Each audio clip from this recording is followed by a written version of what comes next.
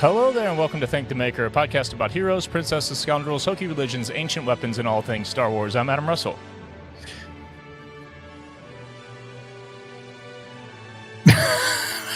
Oh, these technical errors. Granichiwa.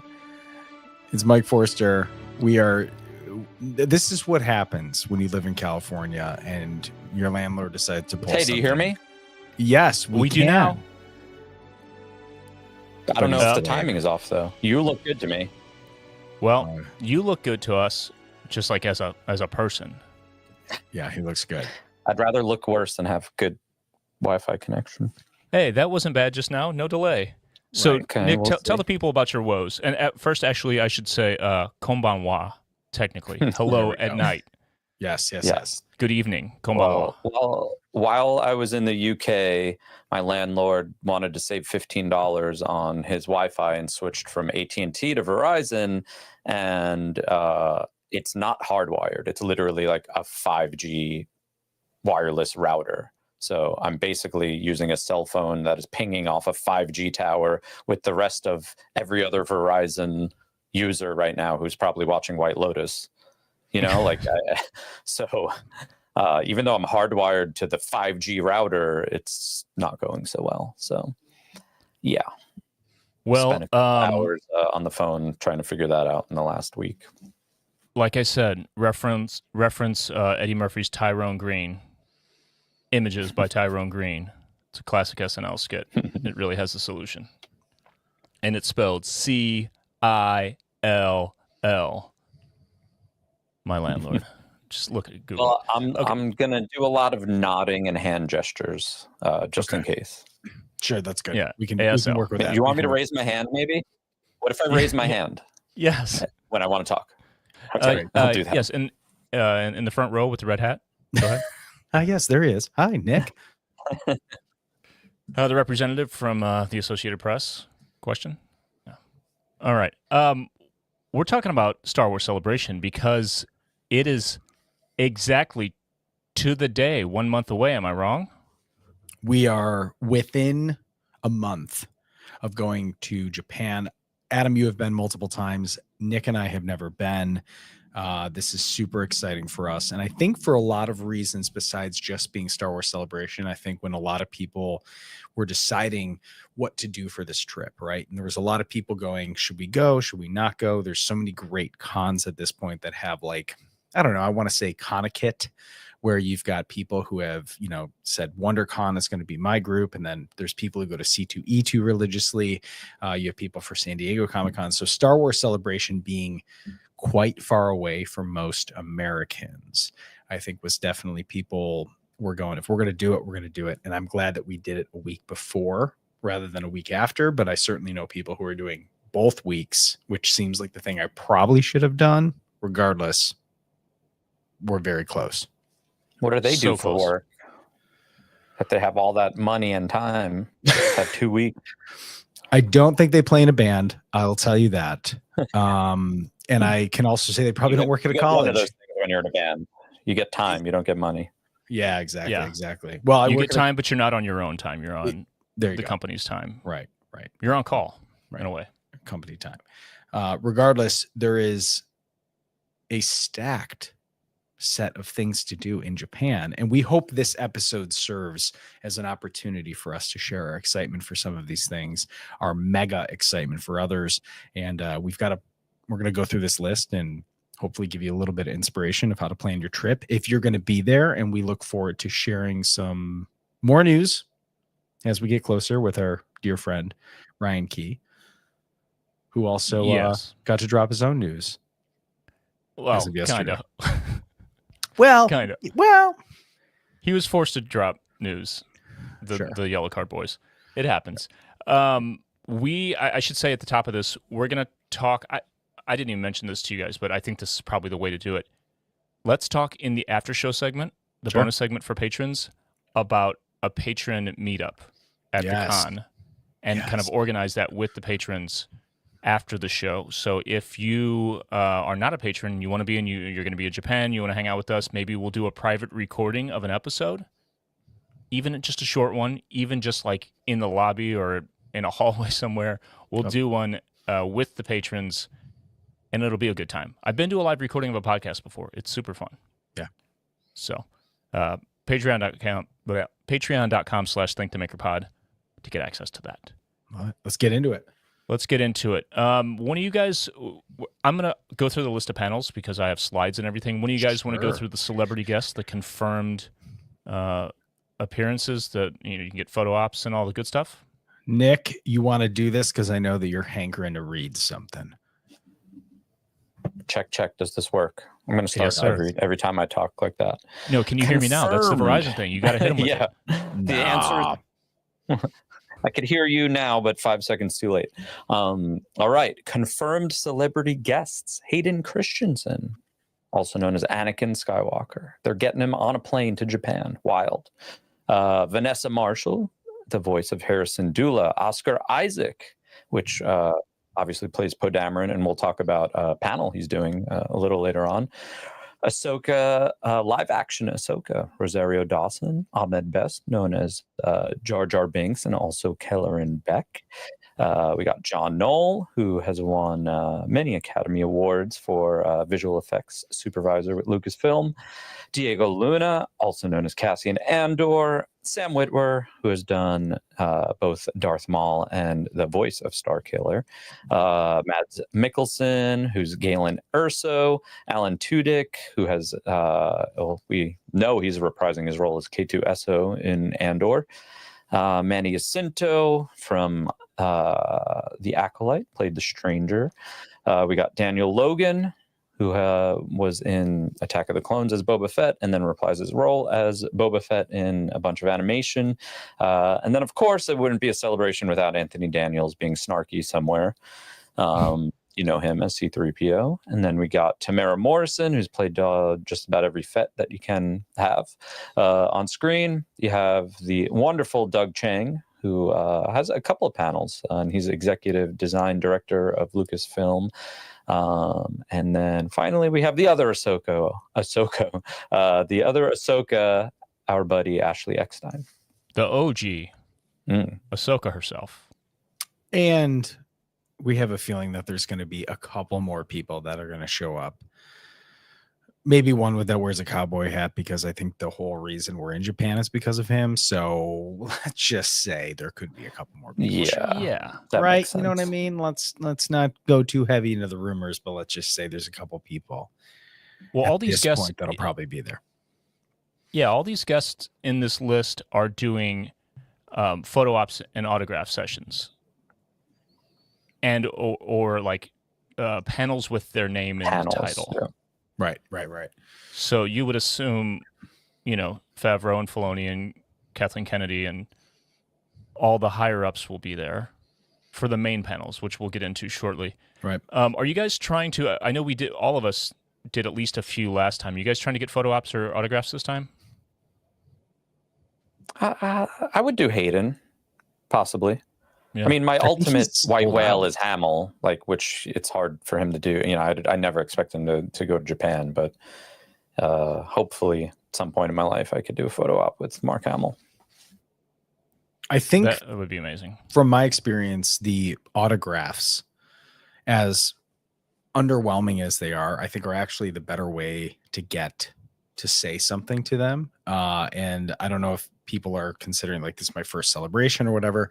I hate to say that current meet celebrity culture at these events, it is like literally herding cattle. You show up, you take a picture. Sometimes they don't even look over at you. And it's not that I truly get the sense that they know that it's whack, but like when you have people who are making a percentage off how many people go through and all this stuff, it's just what it is. I personally don't love the experience.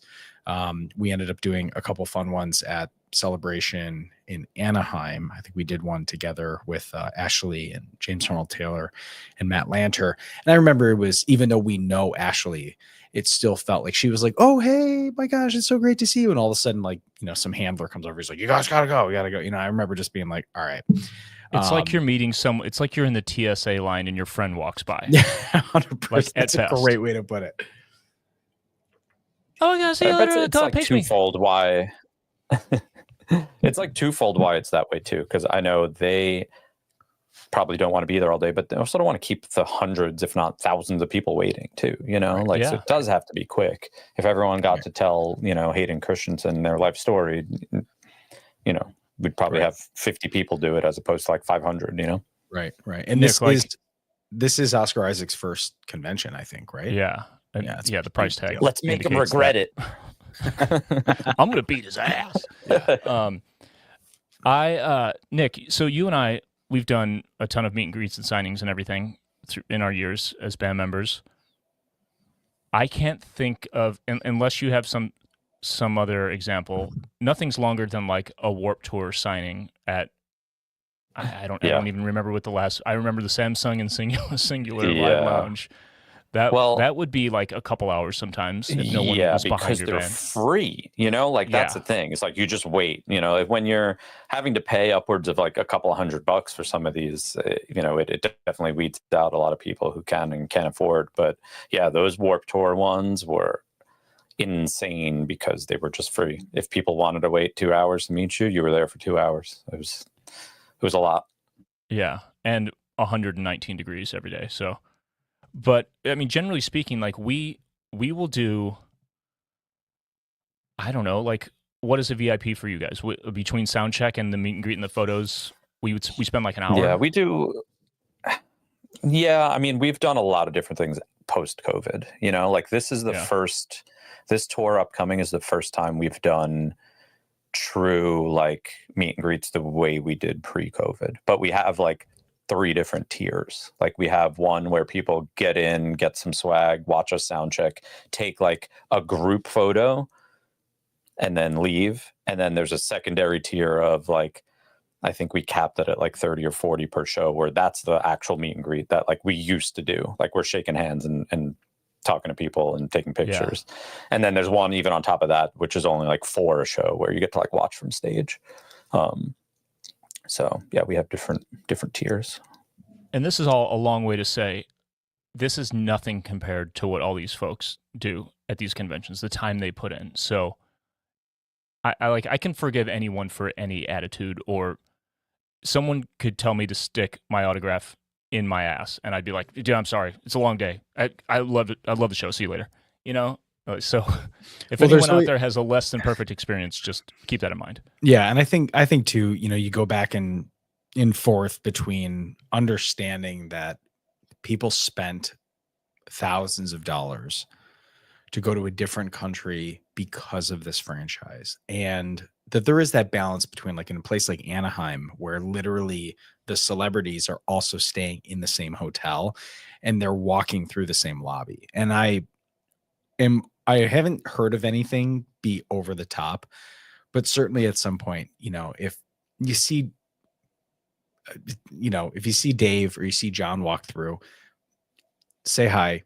Hey, thanks. Excited for the project, right? You know what I mean? Like, you don't have to stop. Like, listen to my band. Listen to my band. Yeah, 100%. Here's my demo.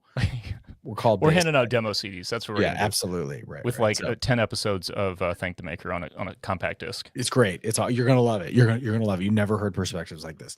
So we have, this is gonna be really cool. We have and just, I think, are we getting into the panels now, or are we gonna kind of go through some of the other events we're gonna do? Let's talk about the panels, but I first want to say I went through the list here on the website.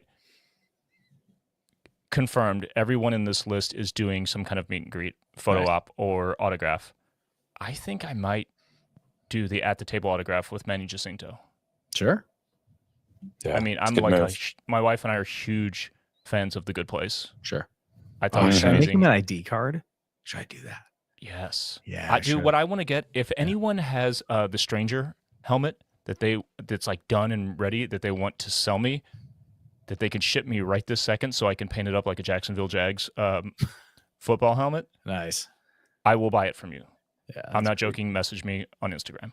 We know a couple people. I mean, that we gave one away for Ornament Project. I could connect you with them. All right. I'll spend the money. Done. Holler at me, or I'll trade anything in my big stupid Star Wars collection. Sure.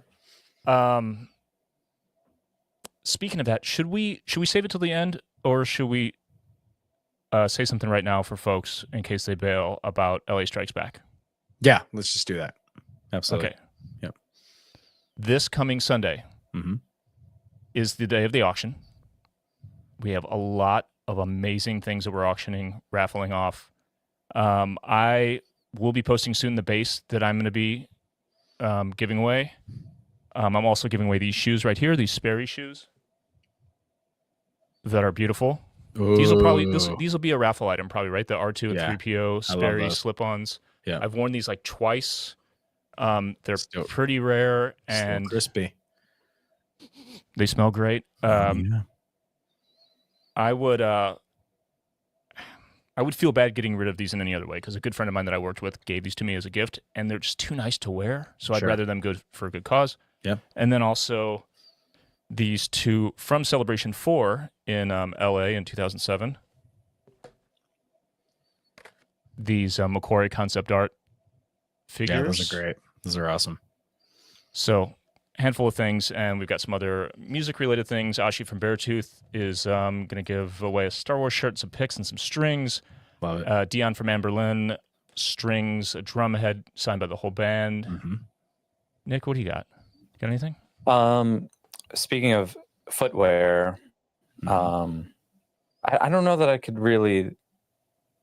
I forget what the brand is called. I have a pair of Kylo Ren sneakers that are pretty rare. Like they go for like $200 on the old eBay. Nice. And then I'll find some Bayside guitar picks, Star Wars guitar picks that I have used. I'll get pictures of all that stuff up soon. Yeah, it's so over to you guys soon. LA Strikes Back on Instagram, and you can start. We're really starting to roll out all these helmets. I think we have over 60 helmets that are custom painted, either in respect or like from other people of first responders or LA inspired. It's really all to go for to put the money back into people who have been affected directly by these fires. Please do listen to our previous episode with Emily Swallow on honestly the need that's still definitely there. It in some ways, I know even our producer Jason, it wasn't the right time for him to come with us. He originally was supposed to go to Star Wars Celebration, and there's a lot of people who are affected by this that had to change their plans. Come January, you're planning to go to Japan, you're doing all the stuff, and then you lose your house or you get displaced and you now have to pay rent and all this. Like it's chaotic still. So we of course want to plug this opportunity to support our friends, and obviously our heart goes out to a lot of people who are still affected by this. And as we talk about this exciting thing, it's we're still there is the reason for why we're doing this, and that is for people like Jason and a bunch of other people out there. So LA Strikes Back, follow it on Instagram. We'll be linking it all week, and make sure you tune in on Sunday to make those bids. Give them the money. Give them the money. All right, let's talk about the panels because there's some really good stuff that I'm stoked on. Let's take a look.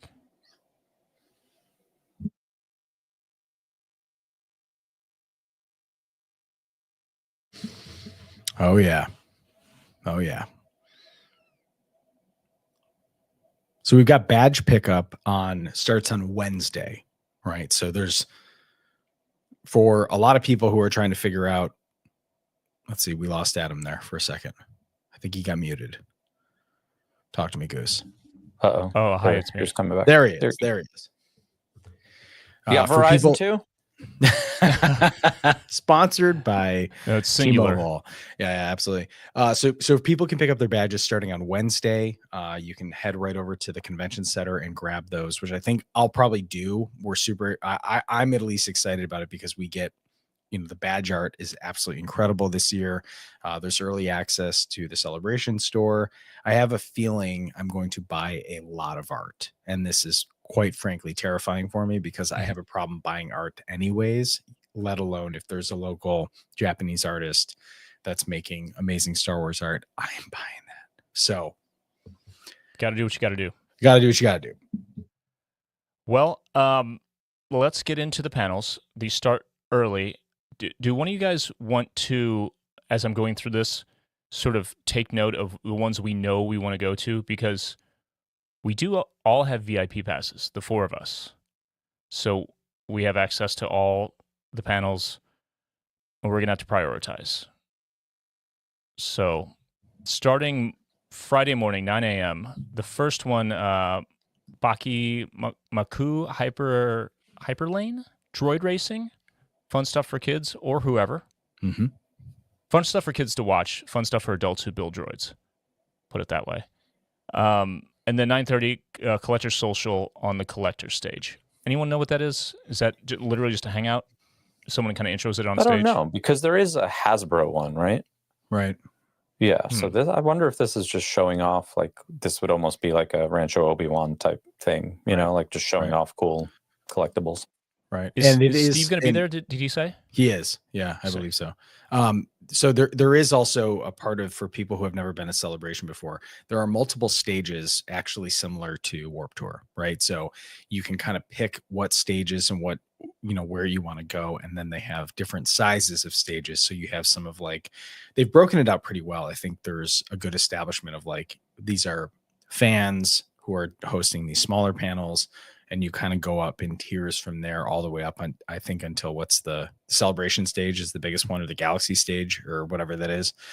So there's a nice variety of being able to see. It's not all these massive auditorium shows. You have some really great, 50-person spots that are super intimate. They're really cool. And you never know who's going to be in there, which I think is great too.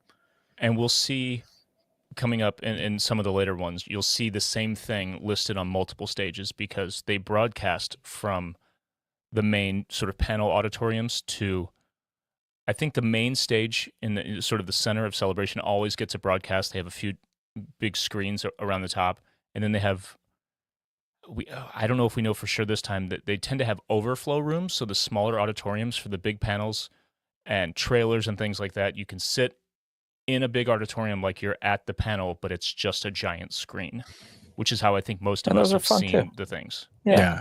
I remember, really I think I had and I think there was a core memory for most of us, if we were out there, of watching the Rise of Skywalker trailer with everybody on the floor, because they have the stages with the, the broadcasting. And I remember hearing Palpatine's laugh at the end of that first trailer with everybody, and the audible gasp of 60,000 people. Oh yeah.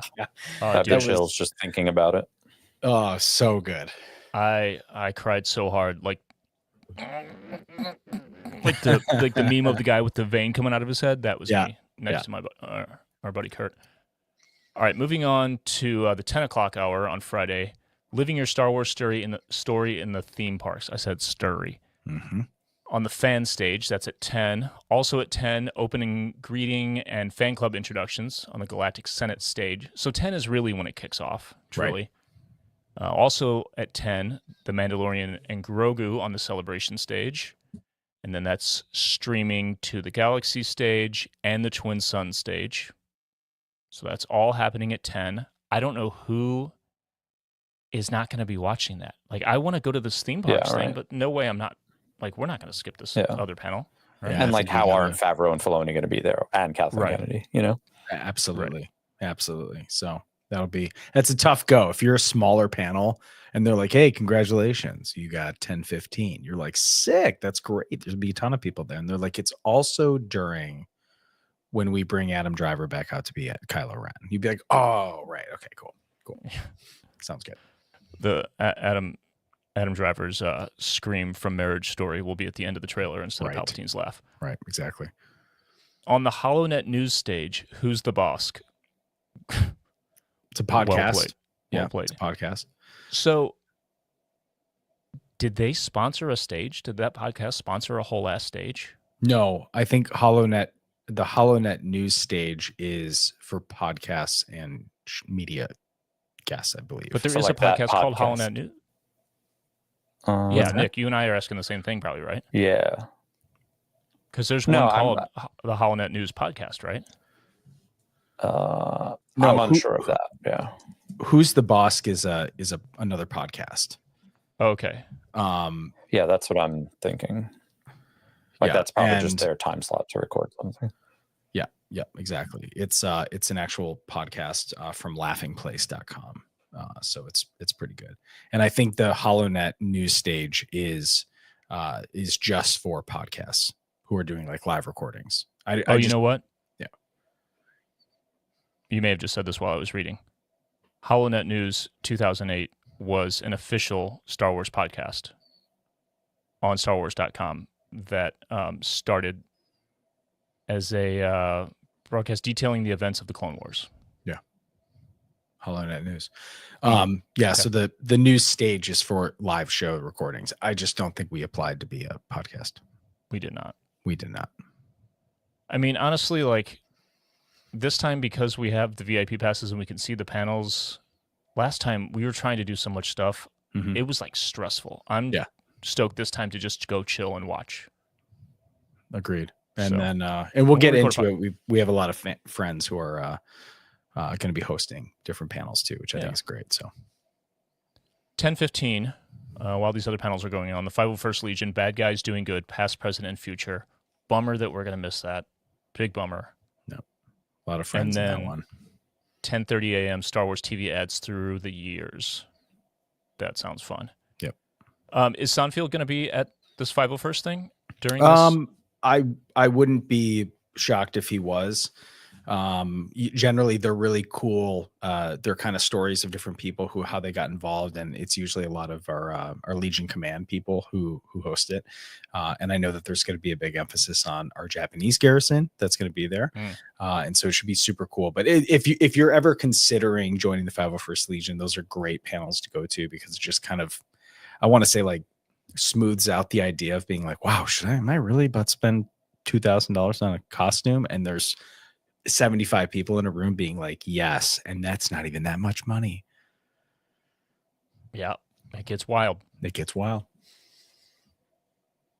And moving along to the 11 o'clock hour, Saber Guild Kids lightsaber training on the Galactic Senate stage. The PBP first shots find on the collector's stage, both at 11.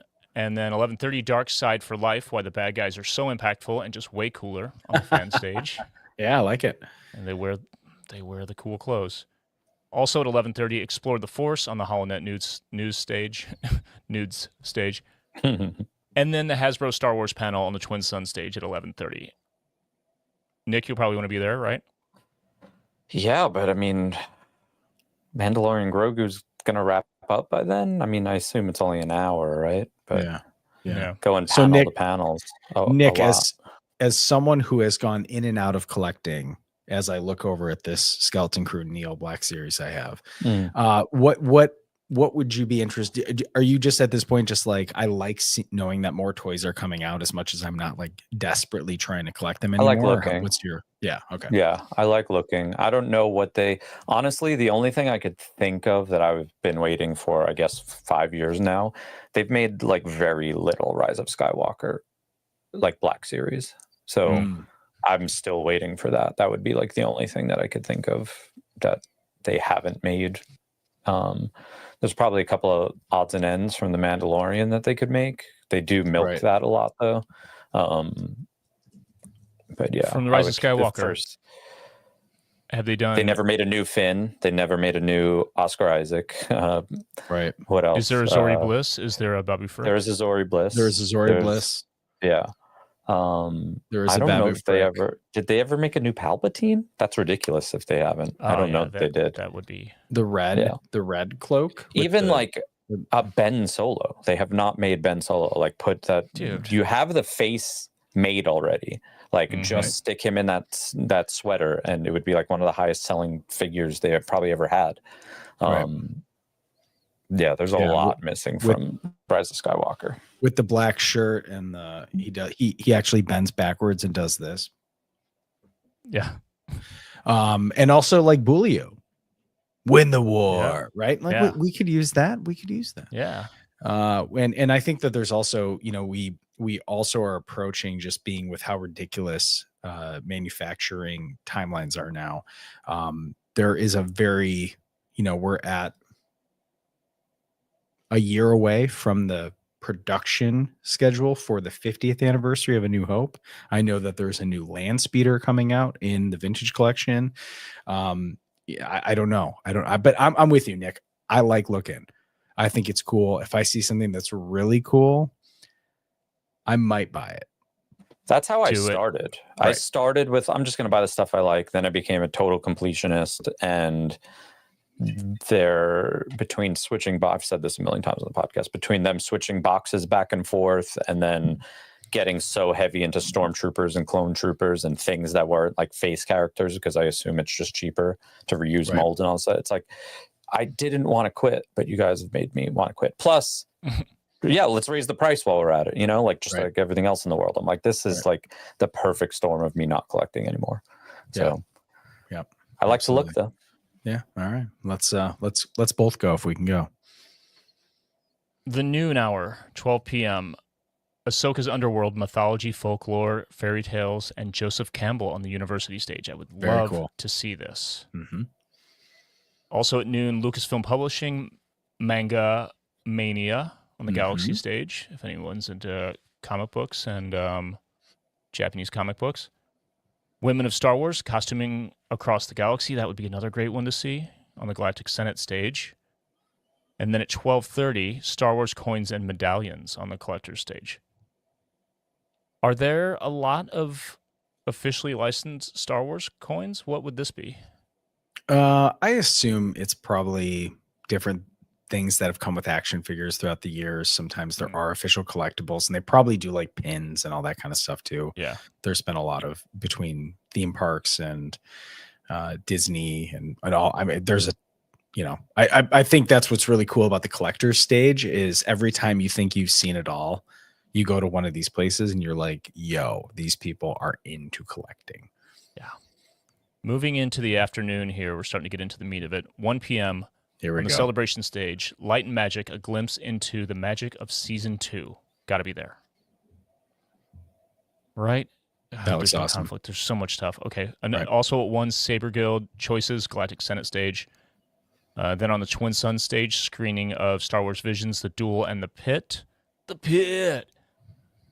Andy Dwyer's going to be there. That'll be cool. Also at 1 p.m., Star Wars in the 1990s. Damn, that would be tight. That'd be a good one. Sick. We remember the times on the fan stage. And then lastly, at 1 p.m., video games and their impact on Star Wars on the HoloNet news stage. That's going to be a podcast that is probably going to resonate with a lot of people. And then 1:30, Star Wars Origami Workshop on the university stage. That would be fun. 2 o'clock hour. Bunch of stuff. This is packed.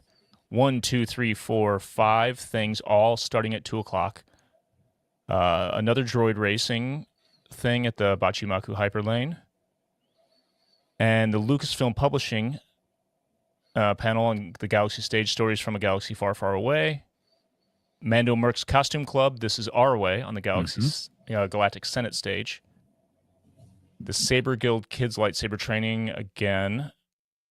Right? That was in the morning as well, right? Yep. Galactic Senate stage.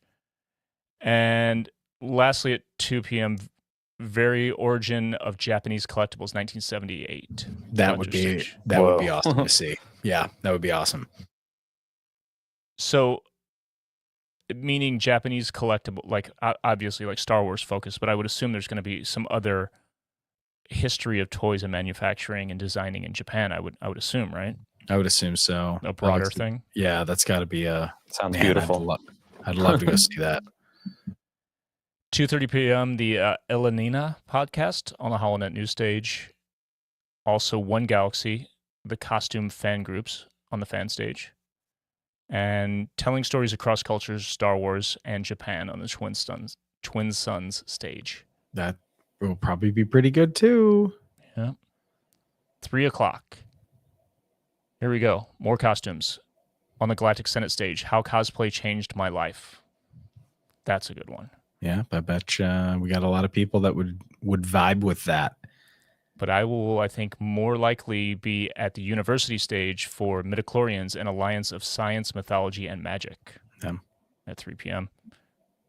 3:30, How the Star Wars Collecting Age Began on the collector stage. That, I'm sure there's going to be lots of fun, in-depth stuff, but if you've seen The Toys That Made Us and you've read any Star Wars history... it's so great. It's great stuff there. I think we all know that pretty well, but that's probably still going to be a fun one. And then 3:30, Lucasfilm Animation's 20th anniversary on the Celebration stage. That's streamed also to the Galaxy stage. Filoni's going to be at that. And we have to get some sort of announcement, like, please. I think so too. I mean, do we have an idea? Are we speculating for a brief minute here on like what we think it could be? Darth Maul, rather.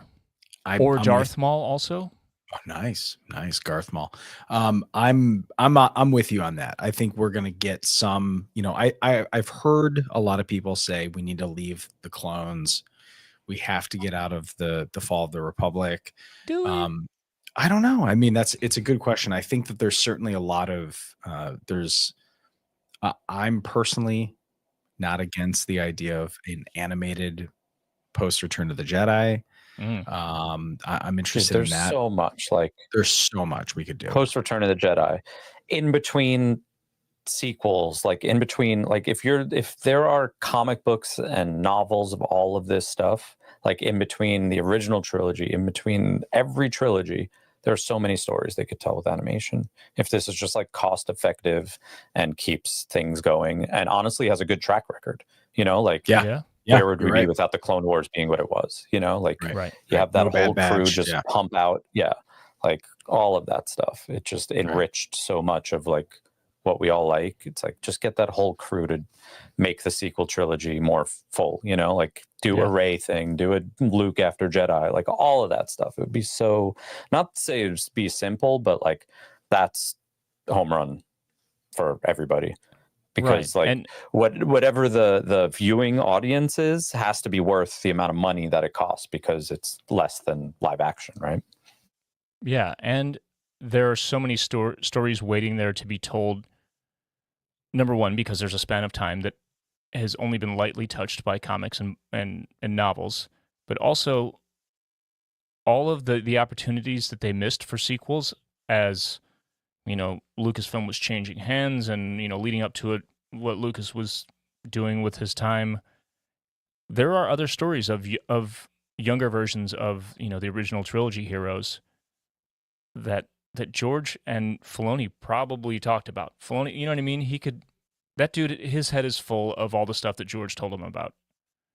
Just dump it all out there for us. Yeah, seriously. And I would be, honestly, I don't know how someone like Heather Antos or Charles or any of them will feel. Like there's a part of me that also would go, there are so many great comics that I understand that people are like, either I have to buy the trade paperbacks to have them collected. If they did a series of Star Wars from the page to the screen, greatest hits of comic book moments brought into animation, I'd be completely on board with that. Yeah. You know, and give the comic book creators and the writers and the artists a little bit of time in the sun to go, we understand that the medium is easiest for people to digest, people to think about it from this standpoint. I would love to see that. I'd love to see moments that exist in other media besides visual get their launching point into here for people to go, damn, that's an amazing moment. Bloodlines.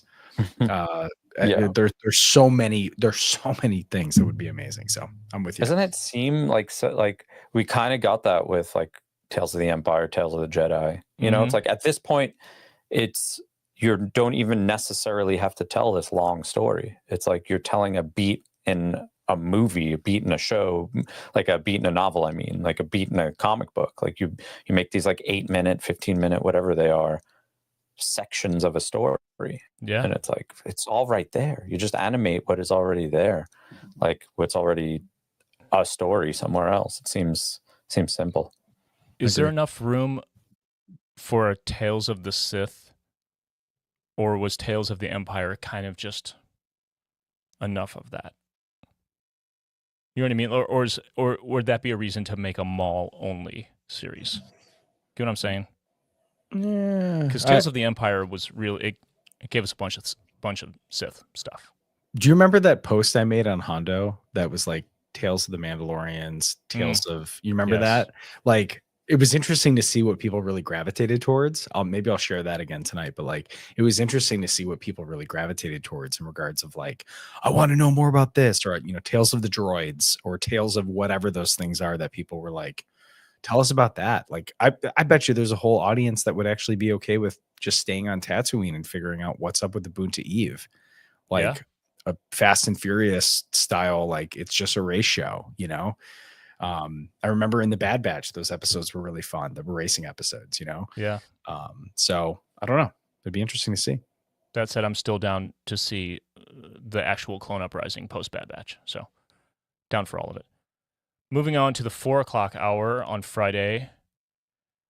A Hope relay by the Rebel Fleet Troopers. What is that? I believe that's where they get chased by Vader. And I think it's like a running through. It's a running hall. thing, yeah. So you bet. I mean, and I hope everyone brings their Narkina 5 suits because we might need them. Oh, duh, yeah. Remind me of that. I'm gonna forget. Also at 4, Expediente Gonk. That's a podcast on the Holonet News stage. Also at 4, Senator Rebel Chancellor, who is Mon Mothma, on the fan stage. Cool. I mean, with Andor coming up, that'll be interesting. 4:30, the expanding Star Wars galaxy through plastic models. As in, like, Revell models, like Bandai. Model building? Yeah, I think so. Bandai, yeah. It's pretty cool. Twin Sun stage. Also at 4:30, George Lucas Super Live Adventure History. What is the George Lucas Super Live Adventure thing? You remember that? I do not. I have this in a list of episode topics. It was a thing that kind of is lost to history. Am I thinking of, if I'm thinking of the right thing, it was a thing that Lucas developed. It's a theatrical production that toured Japan. Okay, there you go. From April to September in 1993.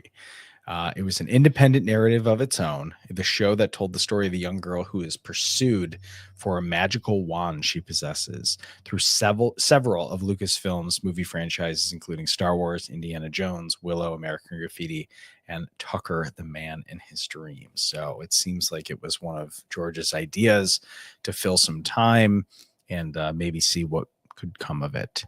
It sounds like more of George going, yeah, okay, sounds good, sounds interesting, and then going, I never want to see that again. I'm into it.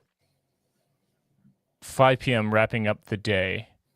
This is ending an hour earlier than usual, right? There's usually something at the 6 o'clock hour in the past. Regardless. I think so, yeah. And this is a tough one because I feel bad for I would normally go to Japanese vintage toy oddities at 5. That sounds amazing. Mm-hmm. But at 5, Doug Chang is doing Designing the World of Skeleton Crew. And I think we're all going to be at that. Yeah, I will be nowhere else. Right. I don't care if I shit my pants. Yeah, and he will, people. Don't make Doug him Chang, do it. He is so fun to listen to. He's not like a big orator, you know? He's not like a big public speaker, but he just has a vibe about him that I love, and I love to hear him talk. I'll be there. We will be there. Moving on to Saturday, 9 a.m. They've got the droid racing again, and then the Collector Social. People will be having their coffee, or their green tea, rather. Ah, yes. And their rice ball. Mm-hmm. Nursing their hangover from the first night. And then 10 a.m., A Galaxy Within Reach, what Star Wars teaches us about mental health, inclusion, and belonging on the fan stage. Love that. Ashley, like Ashley, right? Yeah. Gotta be. And then on the celebration stage, broadcasting to 2 other stages, the Galaxy and the Twin Sun stages, and/or A Star Wars Story, the full panel. They're going to screen it, right? They are taking a lot of stages over. So they're taking over the celebration stage, which is where it's going to be broadcast live. They're taking over the Galaxy stage and the Twin Sun stage, which is crazy. So that means that we are going to get full Andor experiences here. And I think that sounds awesome. Speaking of soiling your drawers, this is going to be like a 3-hour panel. Yeah, it seems that way. Yeah, I feel sorry for the Galactic Senate stage. For the love of costuming, do you want to build a spectacular costume? Let's get right to it. Do you want to build a costume?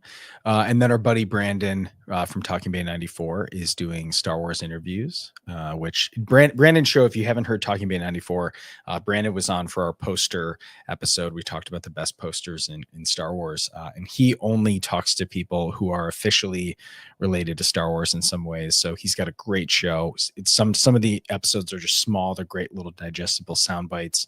But Brandon's awesome. He's also a contributing author to a couple of Star Wars books that are coming out. Most recently, the newest encyclopedia, the Star Wars Visual Dictionary Encyclopedia.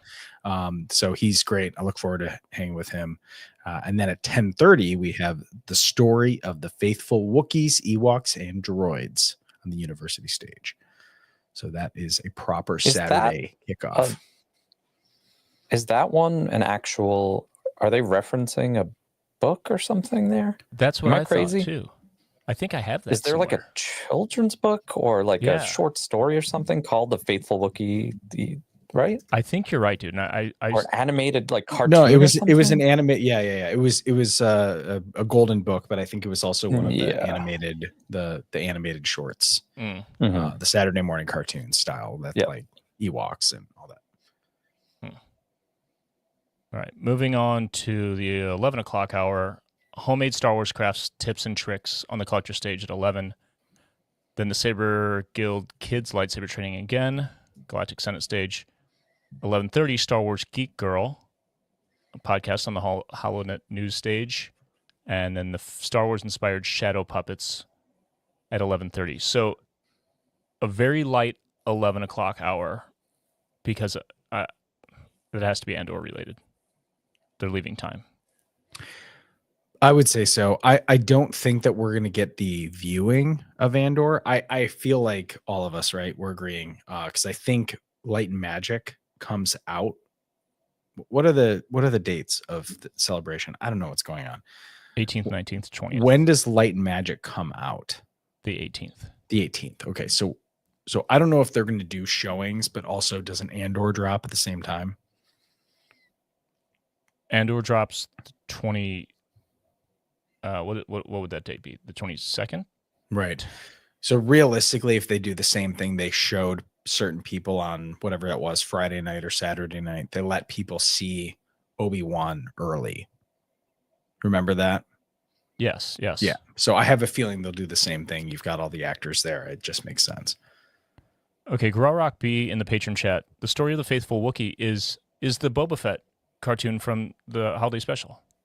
Duh. Oh, that's the actual name of it? Okay. Oh, yeah. Okay. All right. Okay, That's we should. I am Boba Fett. Some Hello, Star Wars friend. podcast. Yeah. Yeah, right. Nick, you fully flashed me back to our coverage of that when you Totally. the hello friend counter. Click, click, click, click, Hello. click. Hello, friend. It was only like 2 or 3 times, but that's a lot for like a 15-minute thing. And then he uses the Empire MasterCard to like phone a friend, Darth Vader. Yes. That's pretty good. Noon, Rebel Legion Galactic Senate presents prequel high fashion costumes on the Galactic Senate stage. That will be tight. Ooh, that is a good that's good right there because the prequels had insane costumes. Trisha Beggar, amazing costumer. Super excited for that. Yeah, the parade of Episode 1 Amidala dresses is going to be bonkers. Amazing. Revenge of the Sith, the science of Revenge of the Sith on the university stage at noon. I'm into that. Right. Turns out magma's hot. Yeah. Who would have thought? And 12:30, the colorful world of vintage Keshigomu rubber erasers. Wow. On the collector stage. How niche. Let's go. Dude, you have to find, all you guys, a Japanese stationery store. Sure. It's the best. I have a list. Someone gave me a list and was like, here, you got to get this and this and that. I was like, okay. All like the best. Like you won't find a Sharpie. You won't find a Bic round stick. You won't find any of like the normal stuff, but everything you find, you're going to want to take a handful of those instead. If there's just one specific Sharpie-like marker. That's my favorite marker I've ever had. I had like half a dozen of them. They're all gone now. Bummed. Load it up. Also, lots of little stamps and cutesy things with the best broken English on it. Yeah, love it. 1 o'clock. Here we go. Ahsoka on the Celebration stage, also streaming to the Galaxy stage and Twin Sun stage. What are we going to get here? You think, like, we'll see is some. it too early to see I some think footage? we'll see some because it's not because they were filming for like 2 weeks and we still saw footage 2 years ago. True. Like, yeah, that's true. Yeah. Or what was it in Anaheim or was it in the UK? I forget. When was that panel? Whatever it was, Filoni came out and he's like, "We just started shooting, but here's some right. footage." Yeah. I have a feeling they're going to do the same thing. I think they went overseas and they started in beginning of the year over in the UK. And just considering, remember, like we knew that Mandalorian and Grogu was filming, and they still showed that teaser that never made its way to the public of Mando just like housing those snowtroopers, and then taking the ATT or whatever that was, and like coming down and then seeing the AT-AT blast on him. We're definitely going to see some footage, or at least we're just going to get enough of like we're going to get. What was the other thing they did, Nick? Remember they just showed that production still of Sabine looking up at the mural. Remember that? Yeah. So we're getting production stills. We're getting stuff. I mean, and I don't know. I mean, I guess if the rumors are true, what phase are they at in filming 2? Did they even start yet? Season 2? I believe pre-production has been started for a couple months. Okay, production start. I think so. So I guess my question is, they're further ahead now than they would have been then. So we're definitely getting footage then. I think so. Yeah. Dude, Nick, listening to you describe what you saw, I felt like we were in like the 1800s or like way back, and some like you have no other option but to describe with your words what you saw. That's how religions start. Yeah. I'm like, you guys gotta believe what I just saw. Yeah. And I remember we were all sitting there. We were like, well, tell us what you saw. And he's like, oh, dude, it was amazing. And we were like, tell us every second. Say more words. What did you see? Yeah. So we'll be those people on the podcast. Core memory. Yeah. Also at 1 Cantina Japan on the HoloNet News stage, whatever that podcast is going to be, celebrating the stories of Jedi Fallen Order and Survivor on the fan stage at 1. Saber Guild Tales of the Lightsaber on the Galactic Senate stage. So there's still fun stuff if you can't make it into these other halls. And then 1:30, the secret miniatures of the Star Wars prequels. That's a bummer that we're going to miss that. Yeah, that'd be a good one. I want to hear about Q-tips. 100%. Man, that's going to be good. That sucks. All right. 2 o'clock hour. Droid racing again. Down and dirty Mandalorian armor presented by the Mando Mercs on the Galactic Senate stage. Also at 2 p.m., Get, all caps, double exclamation mark, Star Wars bottle caps. Is Get a brand? It sounds like a Japanese brand. Sounds like it, right? On the collector stage. And then Blast Points podcast on the HoloNet News stage at 2:30. Also at 2:30, Doug Chang's masterclass working in the Star Wars art department. Have to be there. I'll be there for that. He's putting in work. They're like, Doug, we need you. Yep. Multiple times a day. We have to become friends. We're going to make this happen. Right. Also at 2:30, inspiring and serving the community through Star Wars memorabilia on the fan stage. And then 2:45, a conversation with Oscar Isaac on the Galaxy stage. Sick. Could there possibly be a reason for that? Like, like a future reason? I mean, if he's in the Rey movie, somebody's gonna ask him about that. Nice. I do think it's interesting that John Boyega is in C2E2 in Chicago the week before. Yeah. I just thought it was interesting that he wouldn't have been brought back, but he, it just seems it was interesting. I think in some ways Oscar Isaac's experience as his first celebration, I think, how like when they brought Hayden out and they're like, Hayden, you haven't been back here in a while, and he's like, oh my gosh, I feel the love, and they're kind of just like feel good moments about Star Wars. I feel like he could just go back and go, man, it's been 6 years since Rise of Skywalker came out. this is how I feel about it. It's amazing to see all these people be so excited about it. And personally, I like the idea that like people are going to have revenants for the sequel trilogy. I think it's awesome. And it's been long enough. It's time. Agreed, right? Because the way that people have completely glamorized all the issues that they used to have with the prequels, I'm looking forward to this 10-year anniversary of The Force Awakens to be something that we look back and go, that was an amazing time to be a Star Wars fan. And it still is. I put that movie on a regular basis. And people, like, we've been through so much as like a world since then that it really does feel like a lifetime ago, you know, and like thinking back to seeing the trailer, seeing the movie, collecting coming out, theorizing with your friends, like all of this stuff that like really brought the community, you know, to a new level.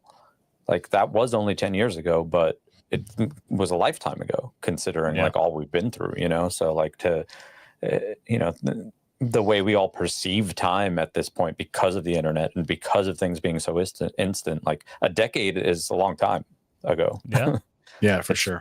It seems further. It seems both closer and further away than it ever was. Because you know, you see shit and you're like, "Oh yeah, it was that record came out in 2015. That's new." And you're like, "That is it's new." Ago. Yeah, it's new. Whoa. It's not that old. Like, no. Literally. Yeah. So this Galaxy stage, this will be the center. You know, sort of the main stage. It's not a 360 stage. It's I don't know, probably 300 degrees though. You can get mostly around it. If it's the same kind of setup, it's sort of a stage with like an ego ramp with a round sort of. It's almost shaped like the Yavin medal, right? Right. Yep.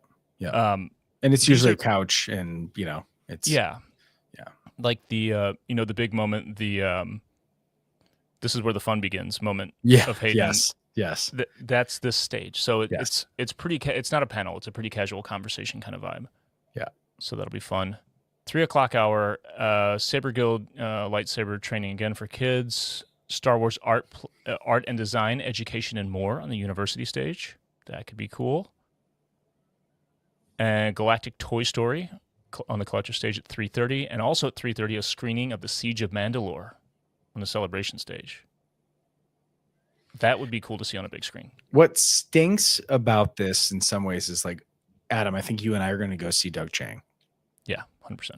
Nick, what do you think? Would you go see Oscar Isaac, or would you go, because we do have this kind of unique experience. We'll talk a little bit more about how we got this, but like we have this unique experience where like we don't have to necessarily spend a lot of time waiting in lines. We're actually more with like the press and that kind of thing. So like from your perspective, you're going to go see Doug Chang talk about Skeleton Crew the night before. Between Oscar Isaac and Doug Chang working in the art department, what's more interesting to you? I mean, it's funny because you kind of touched on it already. If we had, in this scenario, if we already saw him talk about Skeleton Crew, I'd be like, okay, Oscar Isaac is doing one thing, and I'm anticipating some sort of announcement or something. So I would go see that, I feel like. Okay. Yeah. All right. Well, that's what Thank the Maker is going to do. We're going to be breaking news, letting people know what's going on. We're going to be divvying up time, space, continuums. We're going to figure this out. Divide and conquer. Moving along to the 4 o'clock hour of Sith and Smugglers, the Dark Empire Costume Club on the Galactic Senate stage. Also at 4, the Art of Japanese Star Wars Vegetable Carving. What is that? I want to go to that. I have no idea. I'm sure it'll be amazing. Yeah. The Dad Batch podcast on the HoloNet news stage. Do you know what they're talking about? They usually do what they call a family reunion, and that's like everyone who's ever listened to them or participated in any of their stuff. I can ask Ramey if they're doing anything different, but generally they're just like, it's really cool what they've always done with the family reunions, because they encourage people to bring up their stuff that they worked on, because like their whole thing with like, you know, the workshop and you know, being on the Marauder and all that, it's very like, we want to meet other makers too. And so it's just great vibes all around. Obviously those guys are our brothers in all this. So we'll be there to support those guys and hang on that. And then at 4:30, this kind of interesting announcement for gamers, the Bit Reactor developer panel featuring Respawn Entertainment and Lucasfilm Games.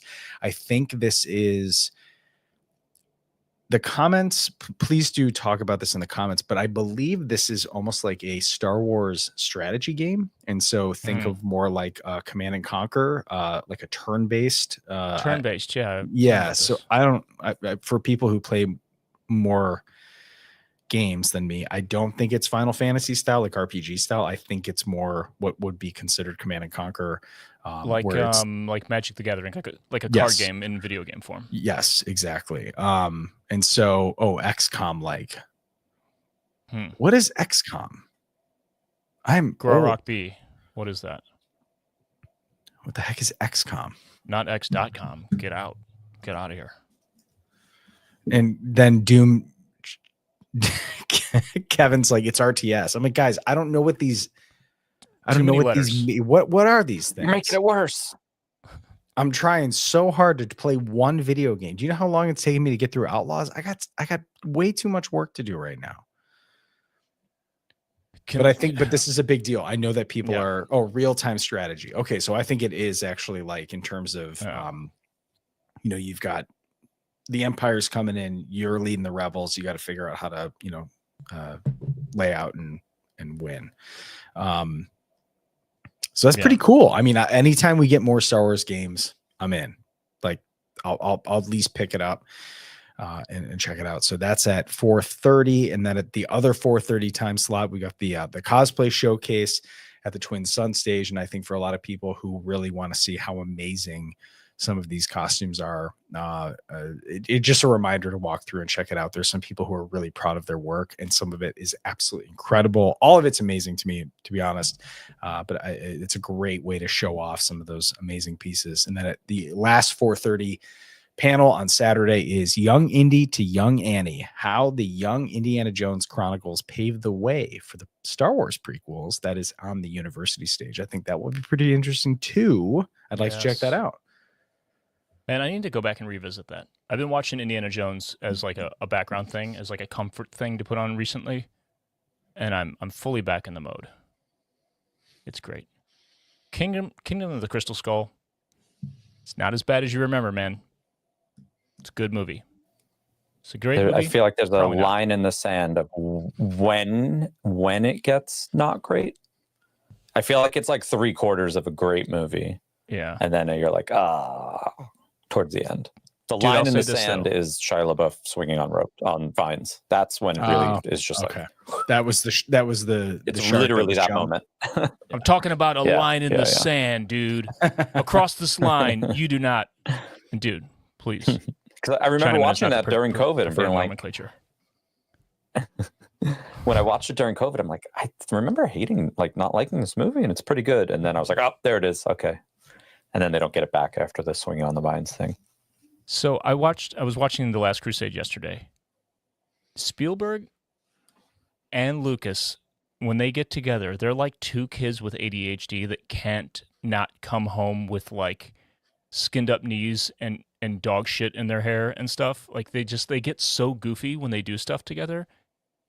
The Last Crusade is a really goofy movie. It has those really heartfelt moments. Like I get choked up every time, the Indiana Let It Go thing happens and all that kind of stuff. Like all the father-son stuff is incredible, but it's so slapstick and goofy.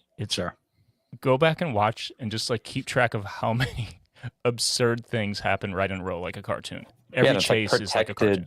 It's like protected by the fact that it was made when it was made. Because if they made it later, it would be cornier. Like I do remember. So I was living with Chris, my drummer at the time, when Crystal Skull came out. We had a movie theater probably 100 feet away from our apartment, and we went at midnight. We were like so stoked, huge Indiana Jones fans, and we both you think about the opening of Crystal Skull, and you see that like the fridge gopher pop up. Yeah.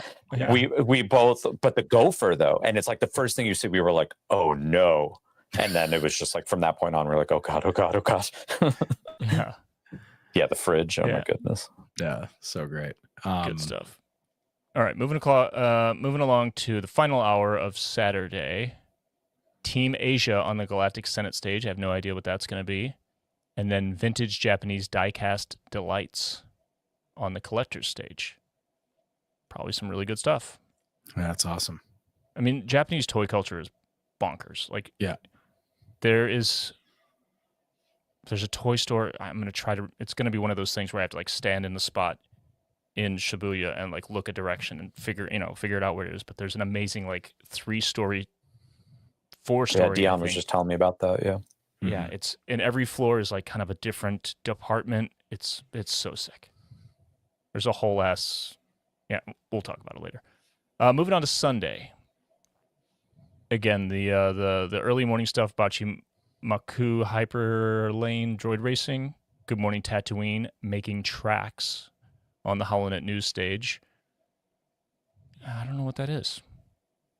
Making tracks. Good Morning Tatooine. Tracks in the sand? We'll see. Also at 9:30, Women in Star Wars Cosplay. There'll be some great stuff there.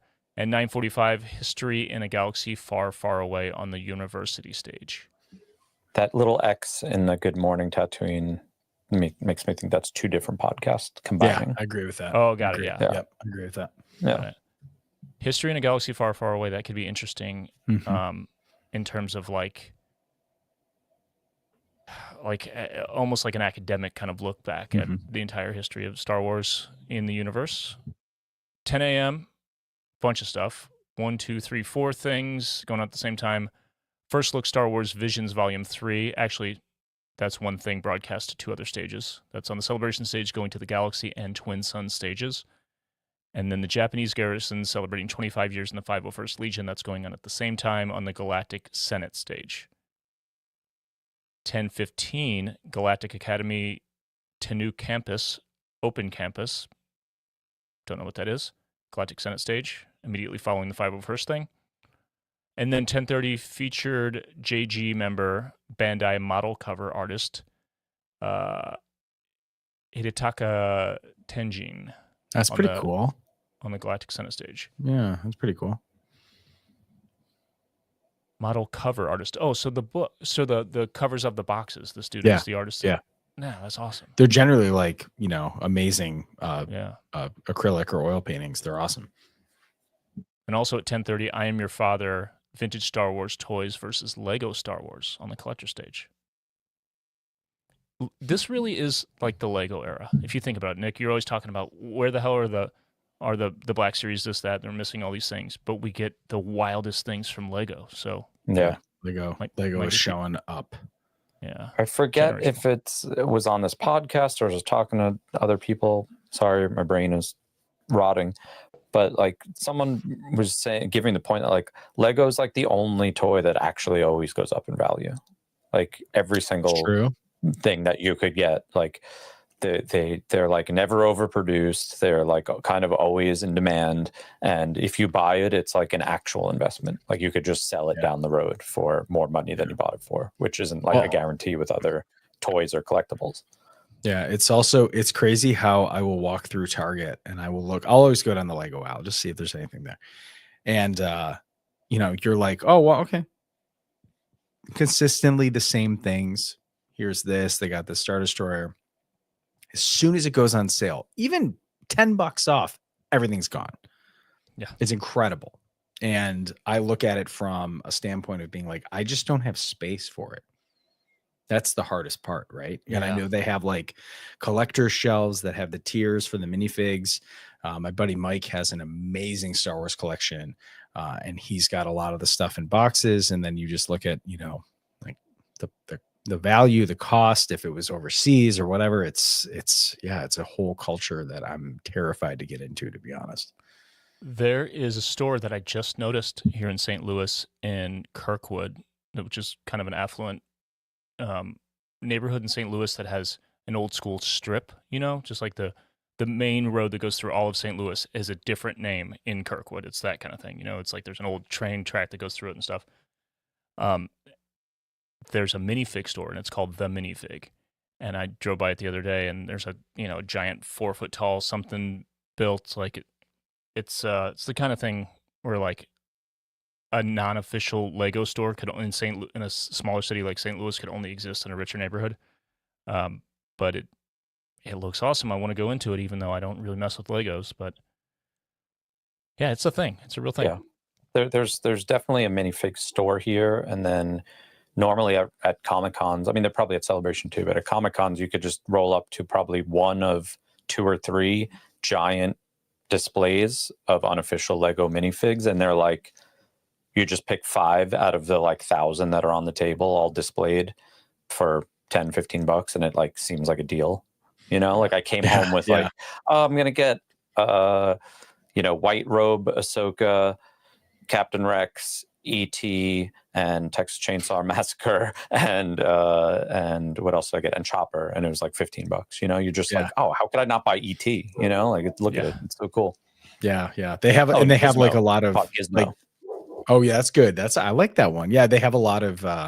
I think for a lot of people, there's such the Lego design language, I think, is so prominent that, you look at like the water seals or whatever the appliques that are on little minifigs, and you find like, Master Chief or these unofficial, you know what I mean? Like they're frankly, they're amazing. I'm like, yeah, that looks like it should be a Lego.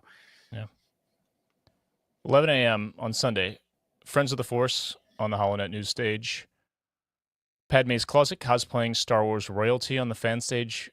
There we go. Also, the Saber Guild kids lightsaber training at 11 as well. Kurosawa and Star Wars at 11:15 on the university stage.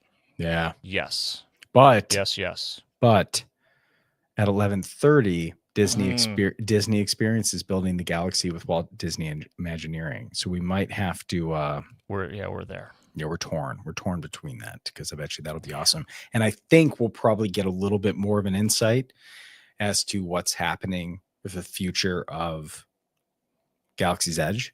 Yeah. I have to imagine. And I know that we have Mandalorian and Grogu as part of Smuggler's Run coming up. So that's going to be a tough one because like that Kurosawa and Star Wars, I hope they put that online. I would love to see that. That would be amazing. Yes. Given the setting. But yeah, I think we're going to be at that Galaxy's Edge one.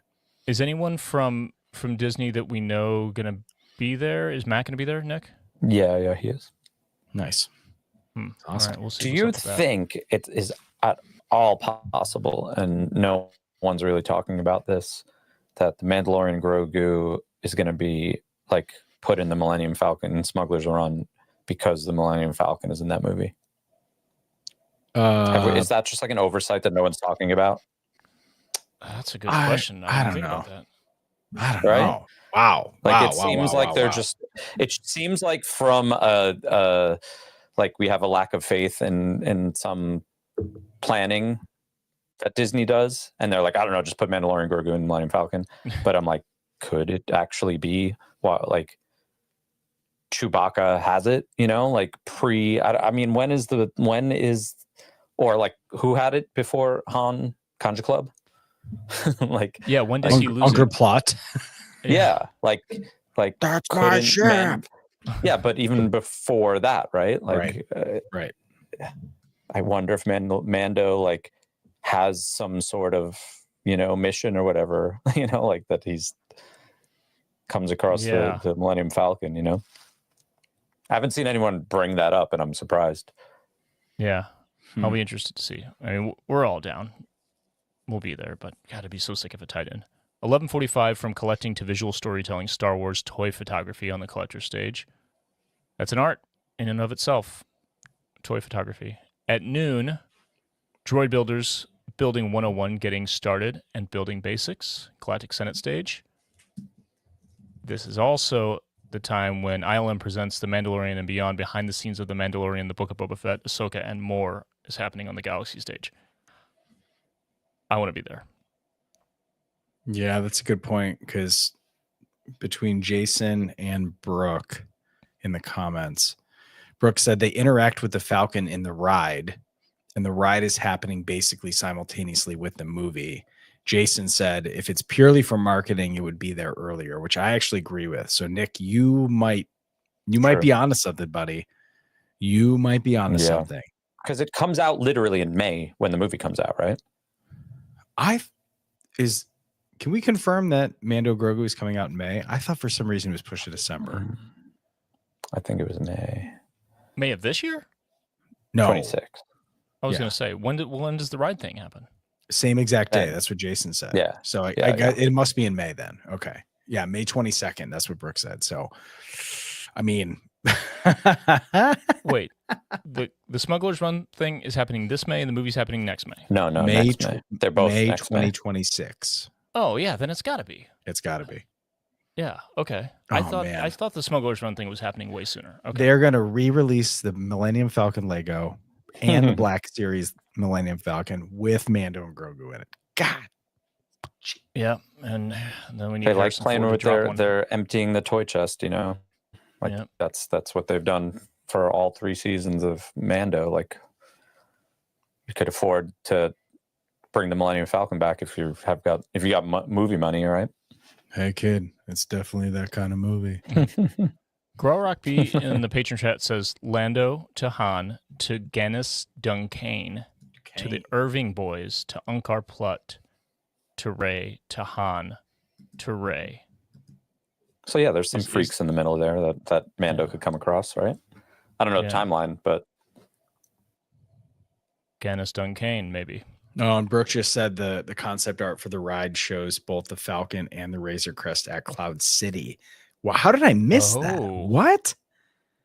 Yeah. Oh boy. That and another place was a Tatooine. It was another. What? Yeah, there was another like Legacy City.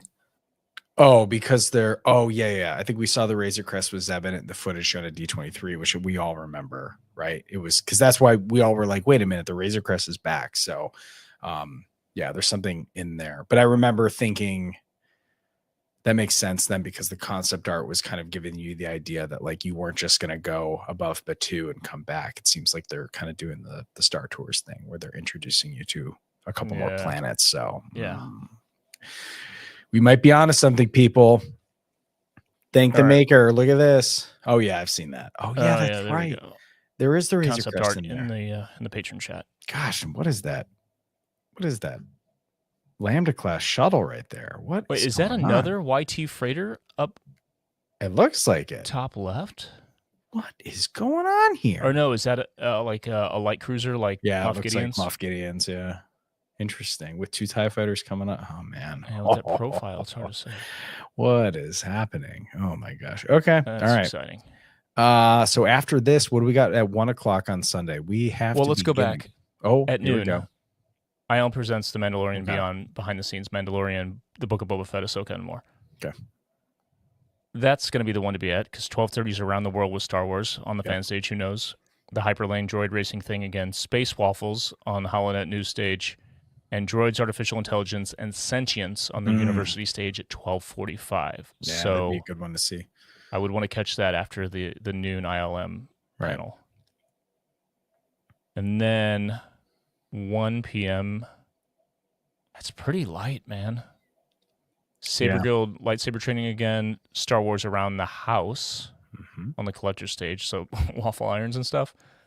1 p.m. the Fett family on the Twin Sun stage. I think that's Daniel and Tamura. Yeah. Having a hang. That'll be heartwarming. And then the heroic sidekicks of Star Wars on the celebration stage, also at 1. Yeah. 2:00 hours, a little more stacked. Dark Forces on the HoloNet news stage podcast. Also at 2, 50 Years of Magic, celebrating the legacy of industrial light and magic. That's one for us. Galaxy stage.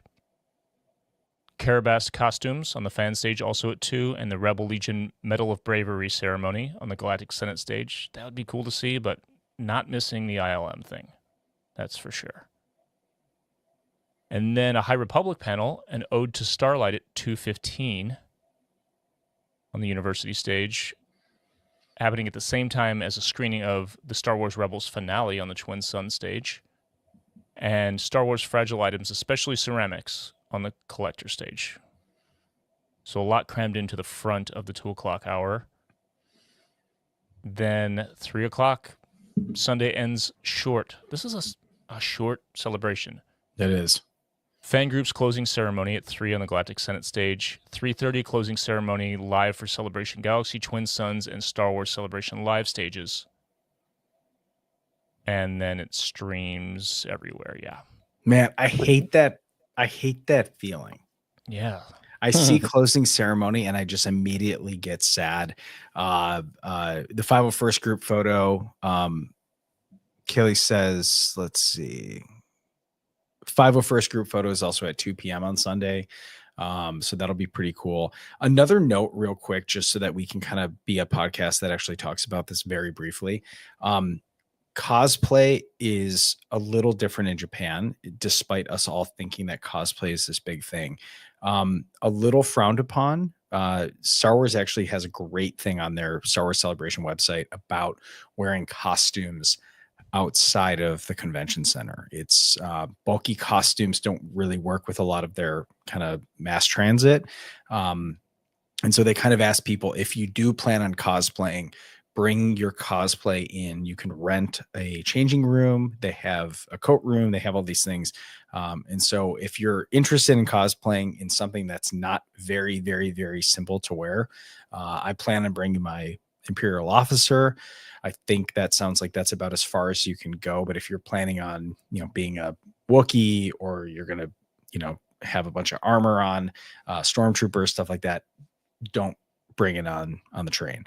And so I think for a lot of people, that's a little different than the past celebrations have been. So make sure you check out StarWarsCelebration.com to see kind of the costume etiquette for that. And also hopefully that helps you kind of plan ahead, because I absolutely would hate to have you fly something all the way to Japan and figure out that it's just too cumbersome to wear it. So I think I'm gonna go light. I'm not gonna bring much. Narkina 5. Yeah. Why not? And I'll bring, some simple like denizen type stuff. I don't know. Keep it chill. Yeah. For sure. I'll for sure bring a lightsaber. I'll bring, you know what? I'm gonna bring my Spirit of Chandrilla, the Jason. Perfect. Bring that thing. That's great. Mike, you want to run down these offsite things before we wrap up here? We've gone long. Yeah, we have. We'll go quick. So a couple of the offsite things that we have that's hosted by a number of people that we either know or just hang with. For us, there's a lot of fan panels. There is a couple of things. Let's see, where are we at? Jason put that up in the chat all the way at the bottom, and now I can't find it. It's in the notes towards the top. There we go. Okay, cool. So a couple of the other events that we'll be hanging, we're going to be bombing around. Most of us, we're staying at Appa Hotel for a lot of people that are also, we're going to be connected to the convention center. So if you see us, please do say hi. We're going to be there with our buddy Ryan Key. But most importantly, for people who are like, what do we do besides just eating, maybe drinking, enjoying Japan? There is the Star Wars Film Marathon that happens Tuesday, April 15th until Sunday, April 20th. Various theaters are participating in this. So if you're looking for something to do after the convention is over, go catch a Japanese version of Star Wars. The Chiba Lot Marines, which is a baseball team. Baseball is huge in Japan. It's Star Wars night on Wednesday, April 16th. So make sure that's at the Zozo Marine Stadium, which is right across the street. So I bet you that'd be an amazing experience if you're a fan of baseball. It'd be great weather, I hope. The Virtual Cantina Network and Hyperspace Props present the Not So Virtual Cantina Special Edition. I think the tickets are sold out for that, but that they have a bunch of people coming or calling in for that. That's going to be a pretty cool thing. It includes dinner, all you can drink, alcohol, soda, swag bag, event shirt, blah, blah, blah. It's about 15 minutes from Mekuhari Messi. 501st Legion Bash, the Outer Rim Matsuri, which I think will be attending. Julia and a lot of the 501st events team have done an amazing job putting that on. And that's Saturday, April 19th at 7 p.m. That is in the Tokyo Bay Makuhari Hall, which is nice because it's nearly sold out, but it's open to all 501st members. Plus, you can have a couple extra people in there.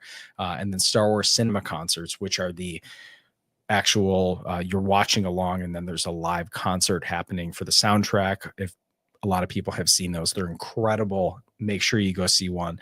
Friday, Saturday, and Sunday, April 19th through the 20th, the screening of the original trilogy films accompanied by a Japanese live orchestra, Tokyo Garden Theater.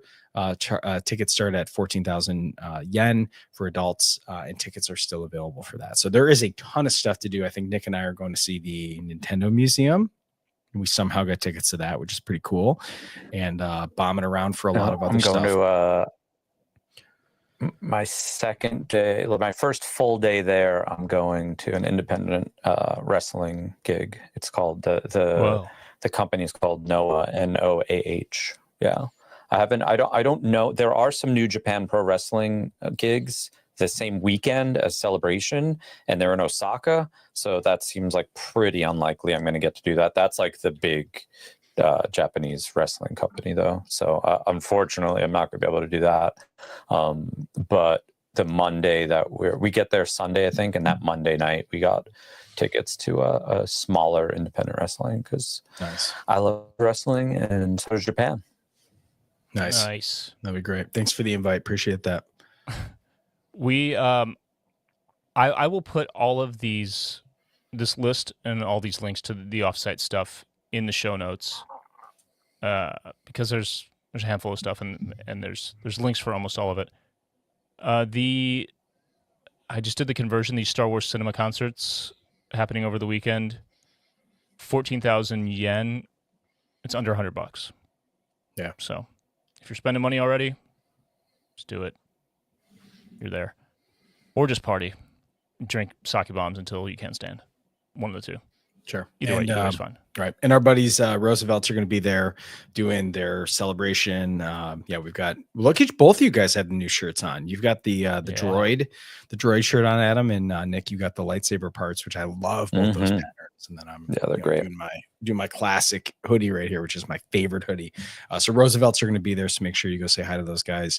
They got a big crew. So it will be fun. There's be stuff to do. Please make sure you're in our Discord. We're going to be meeting up and figuring out how to hang with everybody. I'm getting so excited and equally terrified that I have not planned enough, but I'm very worried about planning too much. So let's just go have fun. Well, let's go have fun. All right. So like we said, we're going to talk about the meetup that we're trying to plan with patrons in the bonus segment for patrons, which you can get at patreon.com/ThankTheMakerPod. Patrons, I'm going to try to stream this into Discord in stages or something. I'm on my Mac. I don't know if it's going to work the same as on a PC. So don't bail. I'm going to try to make that happen. If it doesn't, I don't know, punch me in the face when you see me. Nice. But stick around for that. Everyone, thanks for being here, watching, listening. And if you're at Celebration, come by and say hi. We're just going to be hanging. Just a bunch of idiots hanging out in Japan, loving Star Wars.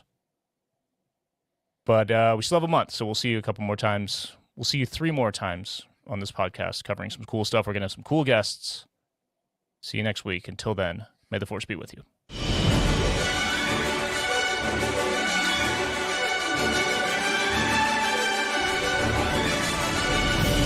If you enjoy Thank the Maker, you can support us by following and leaving a review on Apple Podcasts, Spotify, or wherever you listen. Or you can support us directly at patreon.com/ThankTheMakerPod, where you can get access to our Discord server, exclusive content, exclusive merch, our recording live stream, and more. Our patrons quite literally make Thank the Maker possible.